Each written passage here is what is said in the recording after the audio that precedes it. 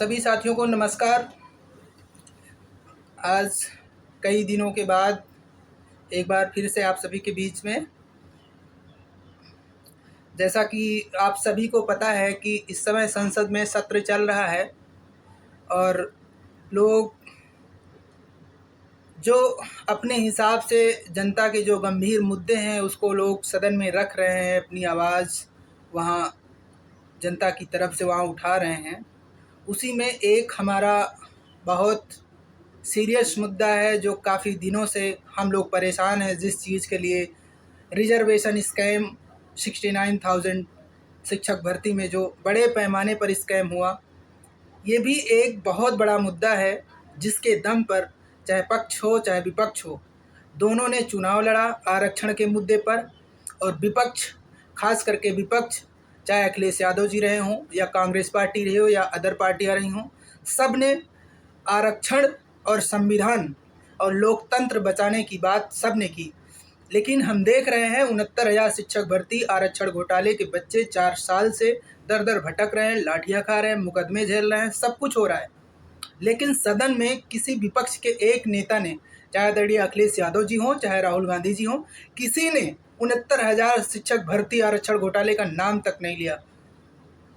बड़े दुख की बात है कि ये लोग संविधान की कॉपी लेकर तो जाते हैं, लेकिन इन लोगों का, हम लोगों का दर्द ये लोग नहीं देख पाए। बड़े भैया चंद्रशेखर आज़ाद, जिनको बहुत कम समय मिला, उस कम समय में भी उन्होंने बहुत ज़रूरी समझा, उन्होंने हम लोगों का दर्द समझा। भैया को बहुत बहुत धन्यवाद जो उन्होंने सदन में पहले ही दिन जैसे उनको मौका मिला, उन्होंने हमारे दर्द को संसद में उठाने का काम किया।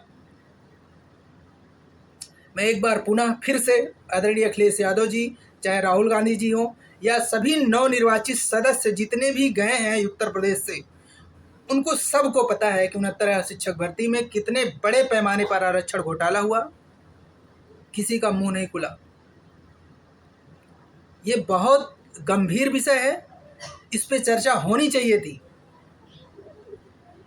कोई भी ऐसी रैली, कोई भी ऐसी सभा, चाहे अखिलेश यादव जी की रही हो, राहुल गांधी जी की रही हो, ऐसी कोई जगह नहीं बची जहां हमारे लोग वहां ना पहुंचे हों। हम लोगों का भविष्य भी अंधेरे में है। इसके लिए कौन लड़ेगा? क्या सब दिखावा है? क्या सिर्फ सत्ता पाने के लिए ये सारी बातें होती हैं? हमारा मुद्दा कौन उठाएगा? हमारी बातें कौन करेगा सदन में?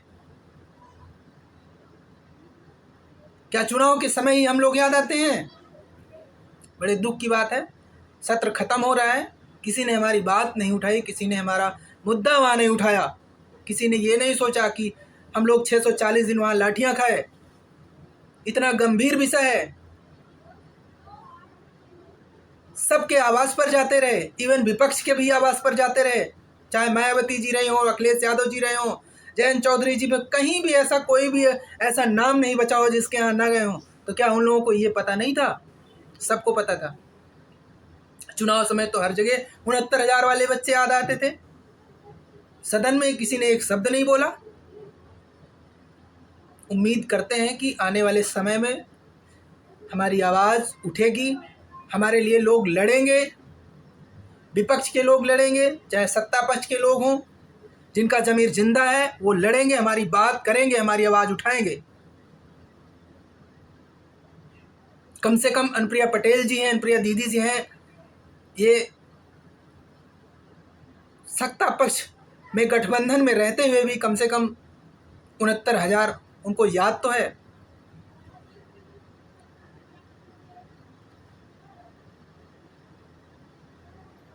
बहुत दुख का विषय है कि हम लोगों को न्याय दिलाने के लिए कोई भी आगे नहीं आ रहा है।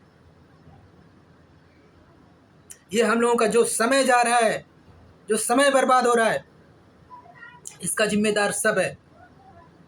विपक्ष भी इसका जिम्मेदार है, क्योंकि उस दमदारी से इस आरक्षण के मुद्दे पर लड़ाई नहीं लड़ी, जिस दमदारी के साथ लड़नी चाहिए थी।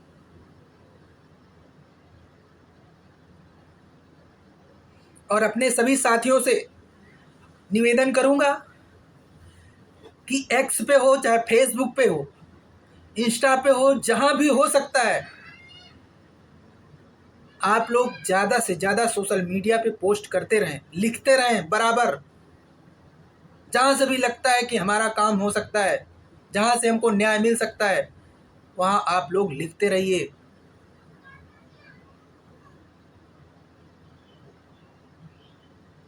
ये हम लोगों के बंटने का समय नहीं है, लड़ने का समय नहीं है।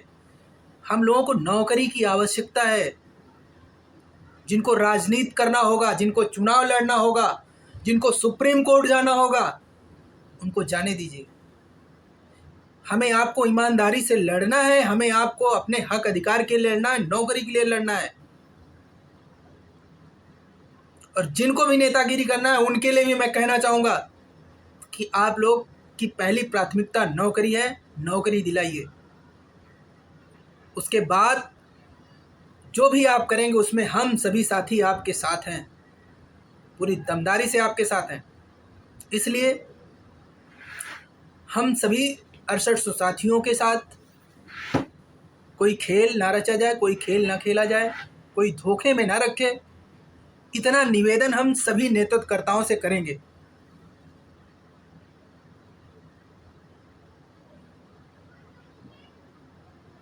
हम सबसे निवेदन करेंगे कि पूरी ईमानदारी के साथ नौकरी के लिए, चाहे अमरेंद्र भाई हो, चाहे विजय भाई हो, कोई भी हो, हम सभी साथी हर जगह आपके साथ कदम से कदम मिला के चले हैं और चलेंगे भी।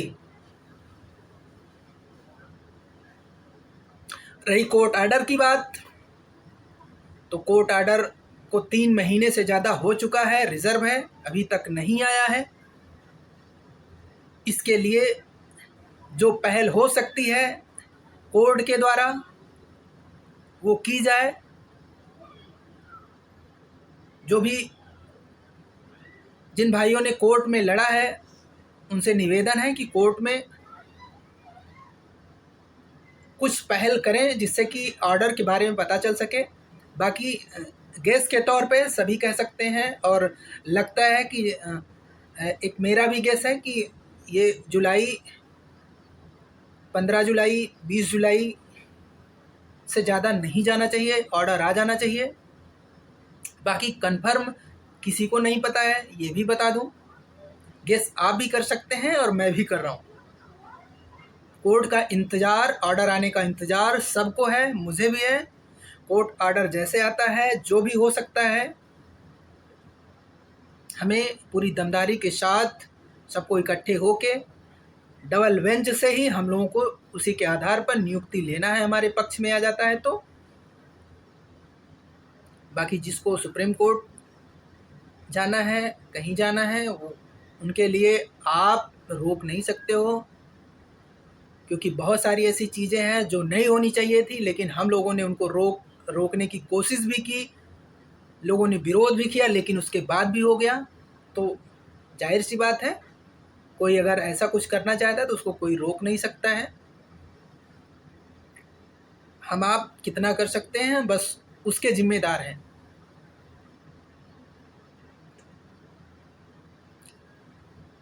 बहुत पहले से यही चीज़ मैं कहता आया हूँ कि आप लोग जैसे ही चुनाव खत्म हुआ, रिजल्ट आया, मैंने पहले भी कहा आप लोगों से कि आपके संसदीय क्षेत्र के जो भी सांसद नवनिर्वाचित चुने गए हैं, आप लोग उनसे ज्ञापन के माध्यम से अपनी पीड़ा, अपना दर्द बताइए, उनको समझाइए, ताकि वो सदन में जाए, उनसे रिक्वेस्ट करिए कि हमारी बात आप सदन में रखिए।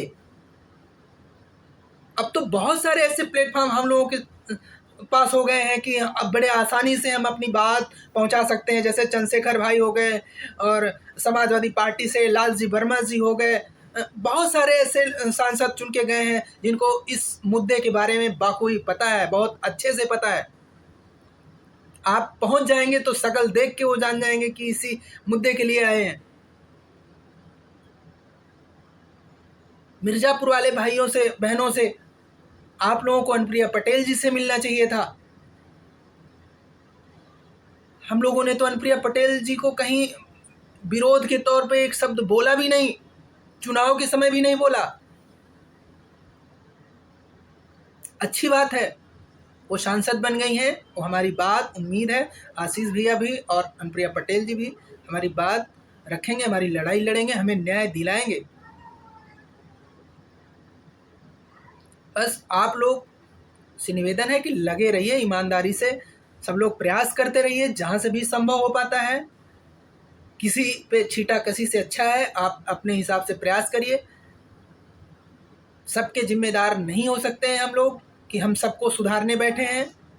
हमारी लड़ाई है, हम लोगों को नौकरी की आवश्यकता है, पहली प्राथमिकता नौकरी है। मुझे ना राजनीति से मतलब है, ना हमको किसी के पैसे से मतलब है। हमारे 6,800 जो भाई बहन हैं उनको नौकरी मिल जाए, इससे बड़ी कोई चीज़ नहीं हो सकती। और हम लोगों ने ईमानदारी के साथ लड़ा भी, कोई कुछ भी कहे। मैंने ना कभी किसी से उम्मीद की है एक पैसे की, ना किसी राजनीति की उम्मीद की है, और ना मैं कर सकता हूँ, ना करूँगा।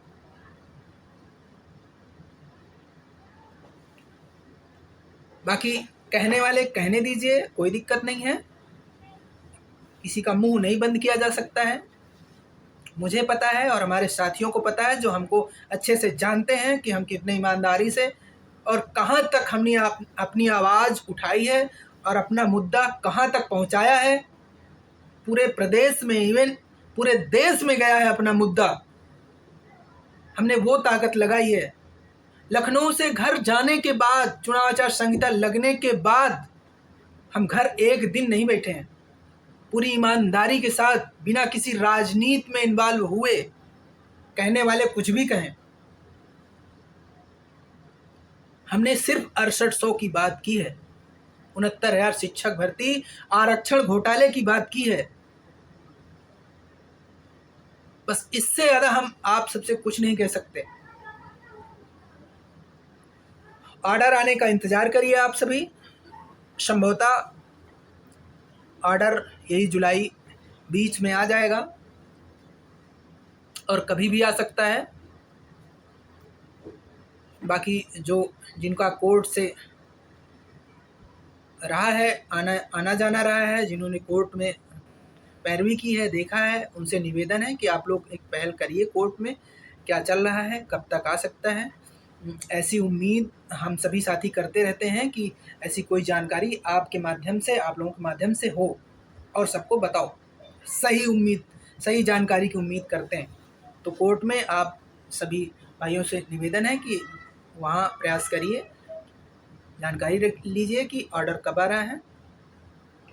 बाकी सभी साथी आराम से रहिए, मस्त रहिए, स्वस्थ रहिए और किसी के उलझाने से उलझिए मत, किसी पे छीटा-कसी मत करिए। अपने हिसाब से आप सोशल मीडिया पे जो कर सकते हैं या फिर आप अपने क्षेत्र में जो सांसद हैं, विधायक हैं, उनके माध्यम से जो कर सकते हैं, आप लोग लगातार प्रयास करते रहिए। सबके पास फ़ोटोज़ और ट्विटर का पूरा फ़ोटोकॉपी, सब ये मुख्यमंत्री योगी आदित्यनाथ जी की ये सारी चीज़ आप निकलवाइए और ज्ञापन निकलवाइए, सब लेकर जाइए, मिलिए। बस यही निवेदन है। आप सभी साथियों को एक बार पुनः धन्यवाद, बहुत बहुत धन्यवाद।